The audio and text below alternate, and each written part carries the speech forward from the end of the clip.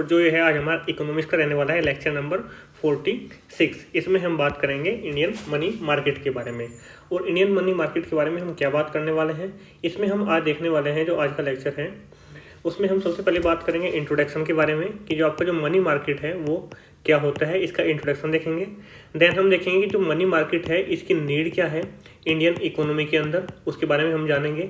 फिर थर्ड हम देखने वाले हैं कि जो मनी मार्केट है, जो आपकी इंडियन मनी मार्केट है वो किस प्रकार से वर्क करते हैं, यानी कि इसके दो सेक्टर होते हैं मेन। एक आपका होता है ऑर्गेनाइज्ड सेक्टर और एक आपका होता है अनऑर्गेनाइज्ड सेक्टर, यानी कि एक आपका संगठित क्षेत्र और एक आपका असंगठित क्षेत्र। तो इन दोनों के बारे में हम देखने वाले हैं, इनके क्या क्या फीचर्स हैं और इनके अंदर कौन कौन से जो इंस्ट्रूमेंट्स हैं वो काम करते हैं। इसके बाद में हम देखने वाले हैं कि जो आपके इंडियन मनी मार्केट है उसको लेकर चैलेंजेस क्या है, एंड फिर हम देखेंगे कुछ सजेशंस कि इसको इम्प्रूव करने के लिए हमारे क्या सजेशंस हो सकते हैं ताकि हम इंडियन मनी मार्केट जो है वो अच्छी तरीके और अच्छे तरीके से परफॉर्म कर पाएँ। तो ये सब चीज़ हम देखने वाले हैं। आपका इंट्रोडक्शन हम देखेंगे, आपका इसकी नीड के बारे में हम बात करेंगे, इंडियन जो इंडिया के अंदर ऑर्गेनाइज्ड मार्केट है उसके जो ऑर्गेनाइज्ड सेक्टर है उसके बारे में हम बात करेंगे, अनऑर्गेनाइज्ड सेक्टर के बारे में हम बात करेंगे, चैलेंजेस के बारे में बात करेंगे और इसका जो सजेशन है वो देखने के बारे में हम बात करेंगे। तो अगर आप हमें फॉलो करना चाहते हैं यूट्यूब, इंस्टाग्राम, ट्विटर, टेलीग्राम पर हमें फॉलो कर सकते हैं @सक्सेसनेता, हर जगह हमारा सेम हैंडल है। और अगर आपकी कोई क्वेरी है, सजेशन है हमारे लेक्चर के रिगार्डिंग, देन आप हमें मेल भी कर सकते हैं successnetra@gmail.com पर। तो चलिए देरी ना करते हुए शुरू करते हैं हमारा आज का लेक्चर।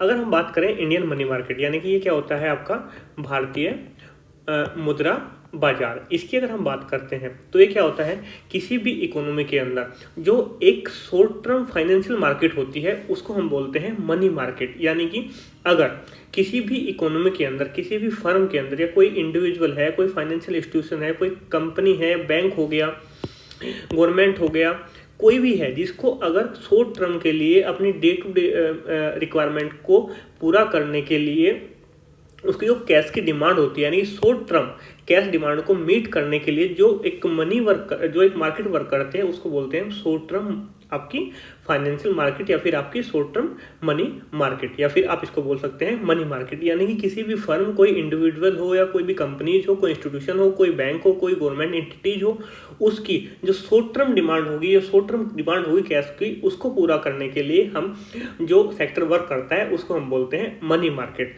तो अगर हम इसकी नीड की बात करते हैं, देखिए होता क्या है कि अगर कोई फर्म है, ठीक है, कोई भी एक कंपनी है, तो उसको अगर रन करना है तो उसमें दो तरह के लोन होते हैं आपके। एक आता है आपका लॉन्ग टर्म लोन्स और एक आपका होता है शॉर्ट टर्म लोन। तो उसको लॉन्ग टर्म जो हमारी जो डेब्ट्स होते हैं, जो लॉन्ग टर्म लोन होते हैं, तो उसका हमको पता होता है कि हमको कोई भी एक एक्स मशीन लगानी है तो इसके लिए कितना खर्चा आएगा। तो उसमें क्या होगा कि आपका जो वो गवर्नमेंट से या किसी भी बैंक से वो इस आपकी जो लॉन्ग टर्म नीड है उसको फुलफिल करने के लिए अपना पैसा ले लेगी। लेकिन अगर किसी समय पे कोई कंपनी है, मान के चलते हैं, इसके साथ में एकदम से एक्सेस डिमांड आ गई किसी भी प्रोडक्ट की, तो इसके लिए जो रॉ मटेरियल की रिक्वायरमेंट होगी तो उसके लिए कहीं ना कहीं उसमें इन्वेस्टमेंट करना पड़ेगा, इनपुट डालना पड़ेगा। तो उसके लिए जो पैसे की रिक्वायरमेंट होगी तो वो शॉर्ट टर्म के लिए रिक्वायरमेंट होगी कि उसको रॉ मटेरियल अभी चाहिए, जैसे रॉ मटेरियल से वो अपना प्रोडक्ट प्रोड्यूस करेगी, उसको बेच देगी, देन उसको जो है इनिशियल उस फंड की रिक्वायरमेंट नहीं पड़ेगी। तो उस शॉर्ट टर्म नीड को पूरा करने के लिए जो वो पैसा लेती है उसको हम बोलते हैं शॉर्ट टर्म, वो जो पैसा उधार लेती है वो शॉर्ट टर्म मनी मार्केट से वो आपका उधार लेती है। यानी कि उसको लंबे समय के लिए पैसे की रिक्वायरमेंट नहीं है, उसको कुछ थोड़े समय के लिए पैसे की रिक्वायरमेंट है, तो उसको मीट करते हैं हमारी मनी मार्केट। तो एक तो है कि अगर कोई शॉर्ट टर्म में कोई वर्किंग कैपिटल की नीड है किसी भी व्यक्ति को, किसी भी फर्म को, तो उसको मीट करने में हेल्प करती है। और आपका अगर किसी भी इंसान के पास में कोई सरप्लस पैसा है, मान के लिए कि मेरे पास में आज है, मैं कोई बिजनेस कर रहा हूँ और मेरे पास में आज एक्स अमाउंट सरप्लस है, लेकिन ये मेरे अगर मेरे पास में लॉन्ग टर्म के लिए होगा तो मैं इसको बैंक में, इसको एफडी में, फिर म्यूचुअल फंड वगैरह में इन्वेस्ट कर दूंगा। लेकिन मुझे पता है कि मुझे इस मनी की हो सकता है कि 10 या 15 दिन बाद रिक्वायरमेंट पड़ सकती है, तो मेरे पास 10 से 15 दिन के लिए ये पैसा स्पेयर पड़ा हुआ है। तो इस केस में क्या है कि जो मेरा ये पैसा है इसको मैं काम पे लगा सकूँ, इससे मैं कुछ अपना इंटरेस्ट जनरेट कर सकूँ। तो जो सरप्लस फंड है उस से टेम्पररी आप इंटरेस्ट जनरेट करने के लिए भी इसका यूज किया जाता है मनी मार्केट का। और अगर कोई शॉर्ट टर्म ट्रेड जो आपका डेफिसिट है उसको भी फुलफिल करने में जो आपकी जो मनी मार्केट है वो आपकी हेल्प करती है। तो बेसिकली इसकी नीड वही है कि अगर शॉर्ट टर्म में किसी भी कंपनी या किसी भी इंस्टीट्यूशन को रिक्वायरमेंट पड़ती है फंड की, तो वो मनी मार्केट उसमें एक पॉजिटिव रोल प्ले करती है। होपफुली आपको क्लियर हो गया होगा कि मनी मार्केट का क्या है और इसका रोल क्या होता है। अब सेम यहाँ पे आपके लिए हिंदी में टाइप हो गया है। अब देख लेते हैं कि अगर हम इंडिया के अंदर मनी मार्केट की बात करते हैं तो सबसे पहले जो आपकी चक्रवर्ती कमेटी थी, इसने 1985 के अंदर में जो आपकी चक्रवर्ती कमेटी थी, इसने 1985 के अंदर में जो आपकी मनी मार्केट है उसको ऑर्गेनाइज करने के लिए एक इसकी रिक्वायरमेंट बताई थी कि हाँ हमारी जो मनी मार्केट है उसको ऑर्गेनाइज करने की रिक्वायरमेंट है। तो ये सबसे पहले बताया था आपका चक्रवर्ती कमेटी ने 1985 के अंदर। और इसी के साथ में 1987 के अंदर में हमारी जो वैगल कमेटी थी, इन्होंने इसका जो कि हम कैसे आपकी जो मनी मार्केट है उसको डेवलप कर सकते हैं, उसको हम ऑर्गेनाइज सेक्टर में लेके जा सकते हैं, तो उसके लिए एक ब्लूप्रिंट तैयार किया था 1987 में। तो मेनली अगर हम मनी मार्केट की बात करते हैं इंडिया के अंदर, तो वे दो सेगमेंट के अंदर में वर्क करते हैं। एक आपका अनऑर्गेनाइज सेक्टर मनी मार्केट का, और एक आपका होता है ऑर्गेनाइज सेक्टर। जो आपका अनऑर्गेनाइज होता है इसको बोलते हैं हम असंगठित मुद्रा बाजार, और जो आपका होता है ऑर्गेनाइज इसको हम बोलते हैं आपका संगठित मुद्रा बाजार। अगर हम सिंपल टर्म में बात करते हो, अनऑर्गेनाइज का मतलब होता है जहाँ पे गवर्नमेंट का कंट्रोल नहीं है या ना के बराबर है, और आपका जो ऑर्गेनाइज सेक्टर होता है उसके अंदर गवर्नमेंट का कंप्लीटली कंट्रोल रहता है। तो इसके बारे में हम आगे देख लेते हैं। सेम यहाँ पे आपके लिए हिंदी में टाइप हो गया है। अगर हम बात करते हैं अनऑर्गेनाइज्ड मनी सेक्टर की, तो इसको मेनली 3 कैटेगरी में डिवाइड किया गया है। सबसे पहले अनऑर्गेनाइज्ड मनी मार्केट होती क्या है? सिंपली जो गवर्नमेंट के द्वारा में रेगुलेट नहीं की जाती है, money market of which activities are not regulated by government, यानी कि ऐसी मनी मार्केट जिसकी जो एक्टिविटीज है गवर्नमेंट के द्वारा में रेगुलेट नहीं की जाती है। और इसके मेनली 3 इसके टाइप होते हैं। एक आपका जो unregulated non banking financial intermediaries हैं।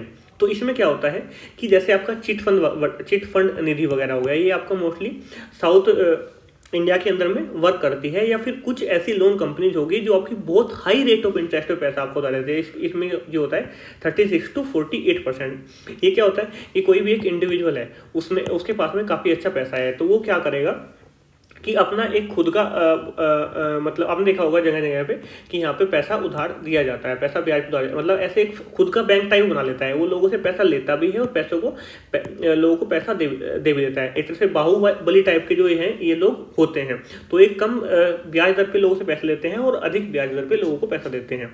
तो एक तरह से एक बैंकिंग की तरफ मतलब एक नॉन बैंकिंग फाइनेंशियल कंपनीज के रूप में वर्क करते हैं, लेकिन ये अनरेगुलेटेड होते हैं, ये अपने हिसाब से काम करते हैं। और जो आपकी चिट फंड निधि होती है कि ये कुछ लोग होते हैं, एसोसिएट होते हैं, इसमें कुछ मेंबर बना लेते हैं, तो इनसे पैसा लेते हैं और एक फंड इकट्ठा कर लेते हैं। और इस फंड से क्या है कि जो यहाँ पे जिसको भी रिक्वायरमेंट होती है उनको मतलब जो वो पैसा लैंड करते हैं, उधार दे देते हैं। लेकिन इनका क्या होता है कि जो इसके मेंबर्स होते हैं सिर्फ उन्हीं को वो पैसा वो उधार देते हैं। जैसे आप बोल सकते हैं एक तरह से कमेटी टाइप हो गया। कमेटी एक जैसे आपका नॉर्दर्न इंडिया के अंदर भी चलता है, जैसे कमेटी वगैरह हो गया। तो ये सब चीज़ आती है आपकी unregulated non banking financial intermediary के बारे में के। एक आता है आपका इंडिजीनियस बैंकर। इंडिजीनियस बैंकर क्या होता है कि ऐसे लोग जो अपनी पर्सनल कैपेसिटी के अंदर में लोगों से पैसा लेते हैं, डिपॉजिट करवाते हैं। कुछ मतलब मान चलिए कि इन्होंने 10% पर एनम पे पैसा ले लिया और इसके साथ में आपको 20 से 25% पर एनम पे ये आपका लैंड करेंगे, और उसी पैसे को ये लैंड करते हैं अपनी पर्सनल कैपेसिटी में। मतलब बैंक इसमें गवर्नमेंट का कोई भी रेगुलेशन नहीं होता है। सेम ही आपका जो आपका ये है unregulated non banking financial institution होते हैं, इसी प्रकार से ये वर्क करते हैं। मतलब इंडिजीनियस बैंक मतलब खुद में इसको बोल सकते हैं खुद में एक बैंक होते हैं कि उनके पास में अच्छा खासा पैसा होता है। कुछ वो लोगों से ले लेते हैं और कुछ वो क्या है कि उनके पास में जो पैसा होता है तो उसको वो लैंड करते हैं, उससे इंटरेस्ट ये अर्न करते हैं। इसमें जो इसमें 4 टाइप के जो बैंकर्स आते हैं। एक आपका है Gujarati Saraf.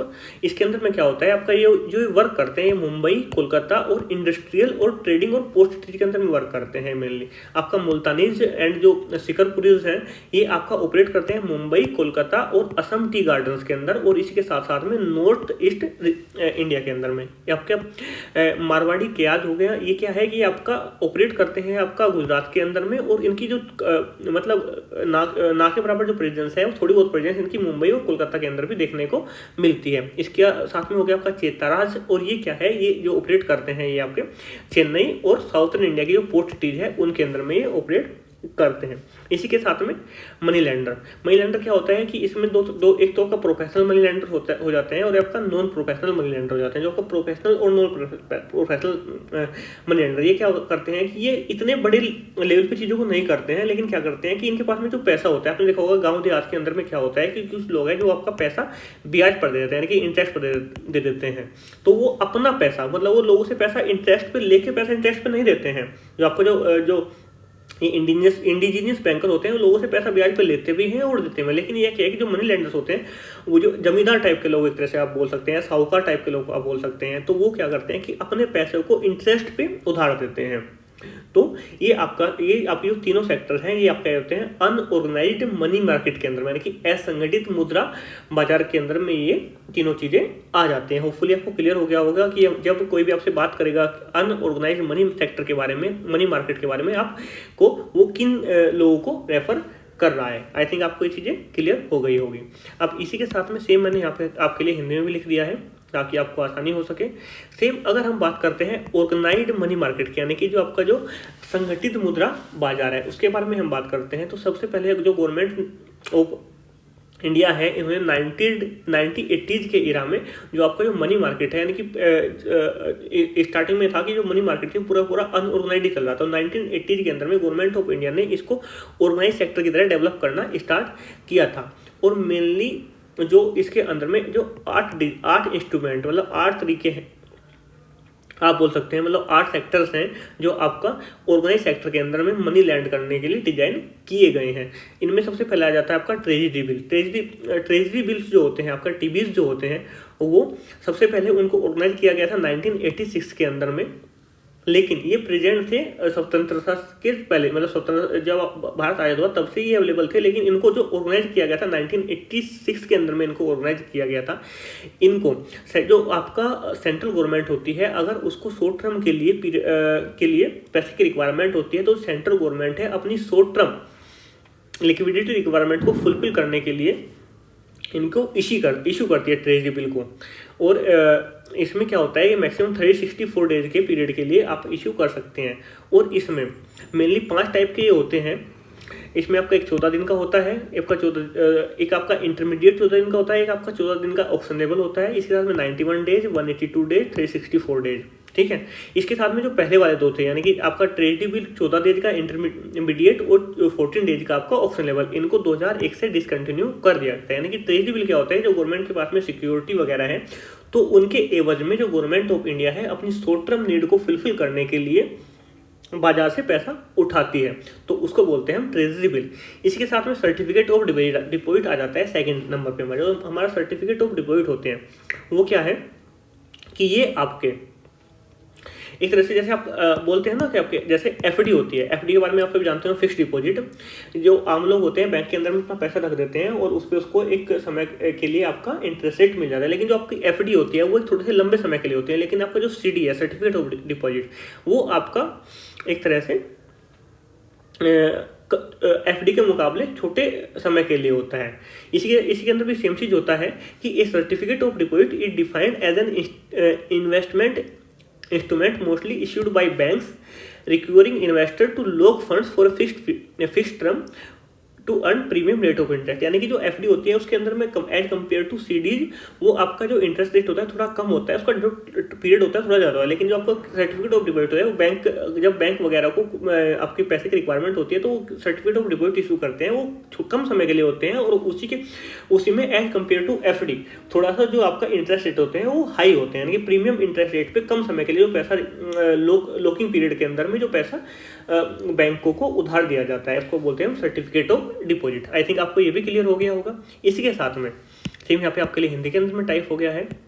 And then third number पे आ जाता है आपका कमर्शियल पेपर। कमर्शियल पेपर क्या होता है कि ऐसी कंपनी जिनकी जो वर्किंग कैपिटल है वो मोर देन 5 करोड़ यानी कि 5 करोड़ से कम की उनकी वर्किंग कैपिटल नहीं होनी चाहिए और वो एक आपकी लिस्टेड कंपनी होनी चाहिए। तो ऐसी कंपनीज जो आपका कमर्शियल पेपर है उनको इशू करके शॉर्ट टर्म के लिए अनसिक्योर्ड डेब्ट ले सकती हैं, यानी कि it is short term unsecured डेब्ट। वो तो आपको पता ही है कि जैसे मनी मार्केट की हम बात करते हैं वो शॉर्ट टर्म ही आपका होता है। तो जो आपकी कंपनीज है या कॉर्पोरेट हाउस है लिस्टेड है और जिनकी वर्किंग कैपिटल 5 करोड़ से कम की नहीं है तो अपने कमर्शियल पेपर इशू करके वो मार्केट से पैसा उठा सकते हैं, उधार ले सकते हैं। और इनको ऑर्गेनाइज किया गया था 1990 के अंदर में। इसके साथ में आपका जो कमर्शियल बिल्स होते हैं सेम चीज़ है, आपका जो आपका कमर्शियल पेपर होता है वो आपका कंपनी जो कॉर्पोरेट हाउसेज इशू करते हैं। और जब हम बात करते हैं कमर्शियल बिल्स की तो इनको भी ऑर्गेनाइज किया गया 1990s के अंदर में। और इनको जो इश्यू करते हैं वो आपके जो गवर्नमेंट एंटिटीज है, जैसे आपका all India bank, all India financial institution हो गया, नॉन बैंकिंग फाइनेंशियल कंपनीज हो गई, शेड्यूल कमर्शियल बैंक हो गए, मर्चेंट बैंक हो गए, कोऑपरेटिव बैंक हो गए, म्यूचुअल फंड्स हो गए। तो ये आपका मिड टर्म और मीडियम टर्म और शॉर्ट टर्म के फाइनेंसिंग के लिए जो इशू करते हैं वो आपको होता है कमर्शियल बिल। यानी कि जो आपके कमर्शियल पेपर होगा वो इशू करेंगे कंपनी और कॉर्पोरेट हाउसेज, और आपके जो कमर्शियल बिल है वो आपके बैंक वगैरह इशू करते हैं, मतलब जो फाइनेंशियल इंस्टीट्यूशन होते हैं वो इनको इशू करते हैं। देन आपका जाता है 5th नंबर पे कॉलोन मनी। कॉलोन मनी क्या होता है कि ये एक इंटर बैंक मनी मार्केट के रूप में काम करते हैं। मान के लिए जैसे 2 बैंक है, एक आपका हो गया SBI और एक आपका हो गया आपका PNB, ठीक है। तो इसमें क्या होता है कॉलोन बैंक में क्या होगा कि ये आपका एक दिन मतलब मैक्सिमम जनरली एक दिन के लिए ही पैसा उधार लिया जाता है, लेकिन इसका मैक्सिमम पीरियड 14 डेज हो जाता है। तो इसके अंदर में जो बैंक है वे आपस में एक दूसरे को पैसा उधार, मतलब SBI को अगर पैसे की फंड की रिक्वायरमेंट पड़ी, शॉर्टेज पड़ी, तो वो PNB से ले लेगा, और PNB को रिक्वायरमेंट पड़ती है तो वो आपका SBI से ले लेता है। तो आपका जो inter bank money market work करता है तो उसमें जो उसको हम बोलते हैं वो आपको बोलते हैं कॉलोन मनी। इसके अंदर में आपका जो बोरो और लैंड किया जाता है पैसा बैंक टू बैंक। देन आपका आ जाता है सेम यहाँ पे आपके लिए हिंदी के अंदर में टाइप हो गया। अगर हम 6th की बात करते हैं तो आ जाता है म्यूचुअल फंड। म्यूचुअल फंड क्या है, इसको ऑर्गेनाइज किया गया था 1992 के अंदर में। और इसी के साथ इसको जो पहले RBI के अंडर में वर्क करता है, लेकिन इसको जो 2000 वर्ष मार्च 2000 से इसको जो कंट्रोल करता है, जो वो करता है, इसको प्रूव करता है वो आपका है सेबी, यानी कि आपका stock exchange board of India जो होता है सेबी, इसको रेगुलेट करता है एक तरह से।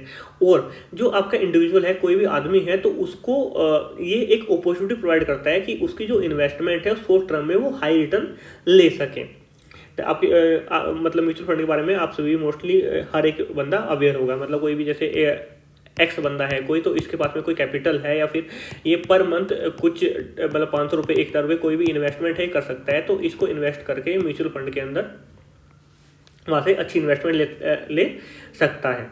तो देन आपका ये हो गया म्यूचुअल फंड। अगर हम बात करते हैं रेपोज एंड रिवर्स रेपो, अगर हम बात करते हैं रेपो की, रेपो क्या होता है, रेपो को की अगर हम एक शॉर्ट फॉर्म है रेट ऑफ परचेज की, जो रेपो रेट होता है इसके अंदर में क्या होता है कि जो आपका RBI यानी कि reserve bank of India allow करता है बैंक्स को अपने आप से बोरो करने के लिए। यानी कि जो बैंक है जब वे बोरो करेंगे RBI से तो उसको बोलेंगे हम रेपो।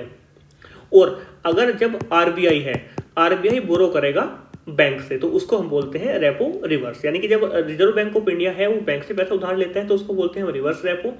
और अगर जब बैंक से वो RBI से पैसा उधार लेते हैं तो उसको बोलते हैं हम रेपो, ठीक है। तो ये भी आपको क्लियर हो गया होगा रेपो रिवर्स रेपो क्या होता है। और जो ये इशू किए जाते हैं जो आपके गवर्नमेंट की सिक्योरिटी जो होते हैं उनके एवज में ये इशू किए जाते हैं। देन आपका रहता है 1 नंबर पे cash management bill. Cash management bill के अंदर में क्या होता है, these are short term bills issued by the central bank in consultation with the government in order to match a temporary cash balance mismanagement, provide emergency funding for a period of few days to 3 months by short term security sold of treasury department. यानी क्या होता है, अगर कोई government है कोई government entities है तो उसको फंड की रिक्वायरमेंट होती है, उस केस में जो आपका सेंट्रल बैंक है, सेंट्रल बैंक अगर हम इंडिया के उसमें बात करते हैं तो उसके अंदर पाया जाता है आपका रिजर्व बैंक ऑफ इंडिया। वो अगर गवर्नमेंट या गवर्नमेंट एंटिटीज को एक टेम्परेरी इमरजेंसी फंडिंग की रिक्वायरमेंट पड़ती है, उसके अंदर में कैश इम्बैलेंस हो गया है, तो उसको मीटअप करने के लिए कुछ समय के लिए जो ट्रेजरी डिपार्टमेंट है उसके पास में जो गवर्नमेंट सिक्योरिटीज है उनको सेल आउट करके देन मैक्सिमम 3 months तक के लिए पैसा उधार ले सकता है। तो उसको बोलते हैं कैश मैनेजमेंट बिल्स। यानी कि जब गवर्नमेंट से कंसल्ट करके गवर्नमेंट एंटिटी की नीड को पूरा करने के जो सेंट्रल बैंक है वो आपके ट्रेजरी डिपार्टमेंट से सिक्योरिटी इशू करके मैक्सिमम 3 मंथ के लिए पैसा उधार ले सकता है, तो उसको हम बोलते हैं कैश मैनेजमेंट बिल्स। तो ये एक टाइप की हमारी जो ऑर्गेनाइज सेक्टर है जिसके अंदर में हम बात करते हैं मनी मार्केट की। होपफुली आपको क्लियर हो गया होगा। सेम यहाँ पे आपके लिए मैं हिंदी में भी टाइप कर दिया है। एंड अगर हम बात करते हैं मनी मार्केट के अंदर में जो चैलेंजेस हैं वो क्या है, एक तो ये है कि जो आपकी इंडिया की मनी मार्केट है वो अंडर डेवलप्ड है, यानी कि इतनी अच्छी तरीके से डेवलप्ड नहीं हो पाई है। और जो ऑर्गेनाइज करने का वर्क तो किया है, प्रोसेस तो किया है गवर्नमेंट ने, काम तो कर रहे सर में, लेकिन उतनी अच्छी तरीके से ऑर्गेनाइज नहीं हो पाई है। क्योंकि आज भी आप देखेंगे कि जो गाँव के लोग हैं, मतलब जो इतने पढ़े लिखे नहीं है, तो उनको जो आपका बैंकिंग इंस्टीट्यूशन है उनके बारे में पता नहीं है या उनके बारे में जानकारी नहीं है, यानी एक हेजिटेशन है, बैंक तक जाने में लोग हिचकते हैं। तो उससे क्या है कि वो प्रेफर करते हैं कि जो आपके जो एक तरह से साहूकार लोग हैं, जो लैंडलॉर्ड्स हैं उनके, तो उनसे पैसा उधार लेना प्रेफर करते हैं। और उनको मतलब जो आपका जो मनी लैंडर्स होते हैं उनका जो इंटरेस्ट रेट है वो हाई होता है एज कम्पेयर टू बैंकिंग, लेकिन फिर भी प्रेफर करते हैं कि वो मनी लेंडर से ही पैसा ले एज कम्पेयर टू बैंक, क्योंकि उनमें कहीं ना कहीं अवेयरनेस की कमी है। इसी वजह से जो है जो आपका डोमिनेंस करता है जो आपका अनऑर्गेनाइज सेक्टर है मनी मार्केट के फील्ड में। एक है कि जो आपका कंपटीशन देखने को मिलता है, आपका चाहे हम ऑर्गेनाइज सेक्टर की बात करें, अनऑर्गेनाइज और अनऑर्गेनाइज दोनों के बीच में हमको कंपटीशन देखने को मिलते हैं। गवर्नमेंट बैंक है, प्राइवेट बैंक है, उनके अंदर भी हमको कंपटीशन देखने को मिलता है। और जो आपका इंडियन कमर्शियल बैंक है और फॉरेन बैंक है, इनके अंदर भी हमको एक प्रॉपर कंपटीशन देखने को मिलता है कि कौन डोमिनेट करेगा। तो इसको भी कंपटीशन को एक फेयर कंपटीशन होना चाहिए, ऐसा नहीं है कि मतलब एक अनफेयर कंपटीशन है। तो अनफेयर कंपटीशन हमको इनमें देखने को मिलता है। एक हमारे पास में जो बैंकिंग फैसिलिटीज़ है वो उतनी एडिक्वेट नहीं है, उतने बड़े लेवल पर नहीं है।